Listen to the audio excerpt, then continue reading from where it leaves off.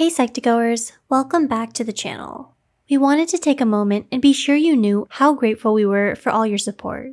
Your ongoing support is what helps us make psychology and mental health more accessible to everyone. Now let's continue. Gaslighting is a word that's used a lot in the media these days, but what does gaslighting actually mean? The term originates from the Patrick Hamilton's original 1939 stage play Gaslight, where a husband psychologically manipulates his wife. In the story, the husband attempts to convince his wife that she is insane by manipulating small elements of their environment and insisting that she is mistaken, remembering things incorrectly when she points out the changes he makes. The play's title alludes to how the abusive husband slowly dims the gaslights in their home while pretending nothing has changed in an effort to make his wife doubt her own perceptions. Gaslighting is a form of emotional abuse where someone leads you to question your own reality, memory, or perceptions. So, here are 10 examples of what gaslighting can sound like. As a disclaimer, we want to note that not everyone who says these phrases is automatically a gaslighter. Gaslighting is intentional, and a gaslighter knows exactly what they're saying and what they're doing. 1. What did I do to you? If someone responds to you this way, they may genuinely not know what they have done and are asking you about it. But when it's gaslighting, they are aware they have done something to hurt you and are pretending to play dumb. In defensively posing this question to you, they are denying the impact they had on you and are also forcing you to question it. 2. Everyone around you isn't the problem is you. This is sometimes used as a way to shut down the conversation or dialogue for whatever is happening. This type of language is often referred to as victim blaming, where the gaslighter will make statements that cause you to feel like you are the problem, even when you have fallen victim to something such as bullying or abuse and the situation is outside of your direct control. 3. I'm sorry you feel that way.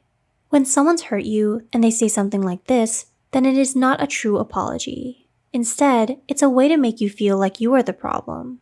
They say that they're sorry that you feel the way you do, rather than apologizing for what they've done or how they made you feel. 4. I don't remember saying that. I think you made that up.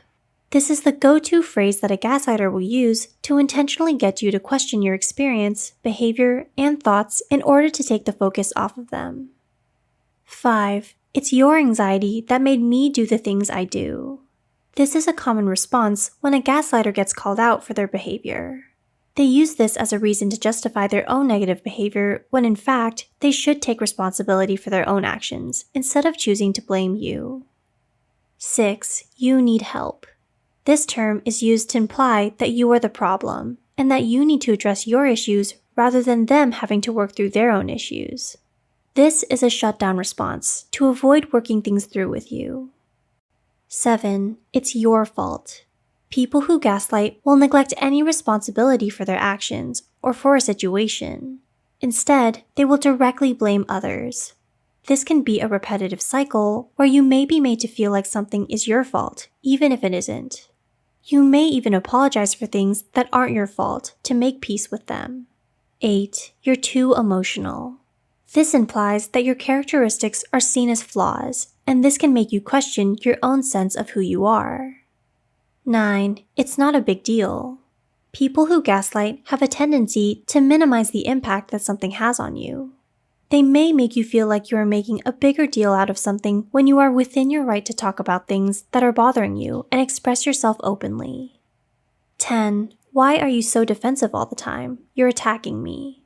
This is a common phrase used when you challenge a gaslighter.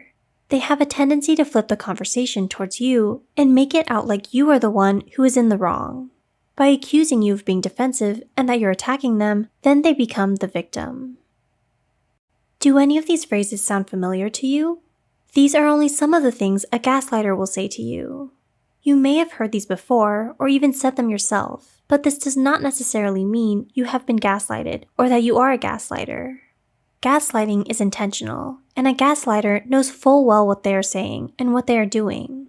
We encourage you to seek help or guidance if you suspect that gaslighting has played a role in your life.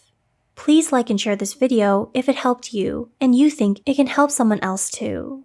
The studies and references used are listed in the description below.